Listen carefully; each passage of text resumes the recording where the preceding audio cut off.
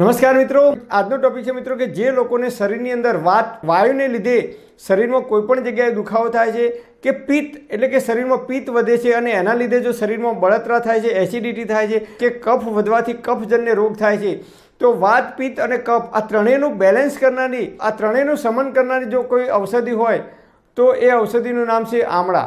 આયુર્વેદની અંદર આમળાને અમૃત કહેવામાં આવે છે। લીલા તાજા આમળાને લાવી ધોઈ સાફ કરી અને એના ટુકડા કરી અને સૂકવી દેવાના। 5-6 દિવસ સુધી તડકે સૂકવી દેવાના। સુકાઈ જાય એટલે પછી મિક્સરની અંદર કે ગ્રાઇન્ડરની અંદર આ રીતે એનો પાવડર બનાવી દેવાનો અને પછી એરટાઇટ ડબ્બાની અંદર આ પાવડરને ભરી રાખવાનો। કોઈપણ વસ્તુનો તમે પાવડર ફોર્મમાં ઉપયોગ કરો ત્યારે આયુર્વેદમાં કહે છે કે 6 મહિનાથી વધારે એ વસ્તુનો ઉપયોગ કરવો નહીં, એટલે વધુમાં વધુ 6 મહિના સુધી એનો તમે ઉપયોગ કરી શકો છો।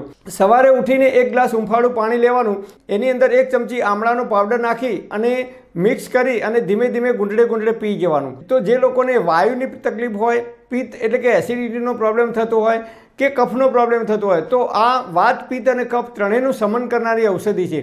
કોઈપણ માણસ હોય તો એ આમળાના પાવડરનો ઉપયોગ કરી શકે છે। એટલે કે વાત, પિત્ત અને કફ ત્રણેય પ્રકૃતિવાળો માણસ આ આમળાના પાવડરનો ઉપયોગ કરી શકો છો અને 12 માસ આમળાનો તમે ઉપયોગ કરી શકો છો, શિયાળો હોય, ઉનાળો હોય કે ચોમાસું હોય, કારણ કે આ વાત, પિત્ત અને કફ ત્રણેયનું શમન કરનારી ઔષધિ છે।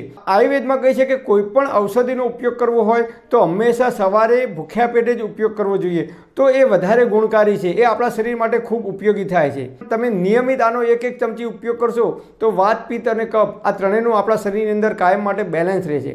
પણ હા મિત્રો, તમારે કોઈ ડૉક્ટરની કે વૈદ્યની દવા ચાલતી હોય કે લાંબા ગાળાની કોઈ બીમારી હોય તો ડૉક્ટર કે નિષ્ણાત વૈદ્યની સલાહ લીધા પછી જ આનો ઉપયોગ કરવા માટે વિનંતી। પરમપિતા પરમાત્મા આપ સર્વેને તંદુરસ્ત અને નિરોગી રાખે એવી હૃદયપૂર્વક મારી પ્રાર્થના।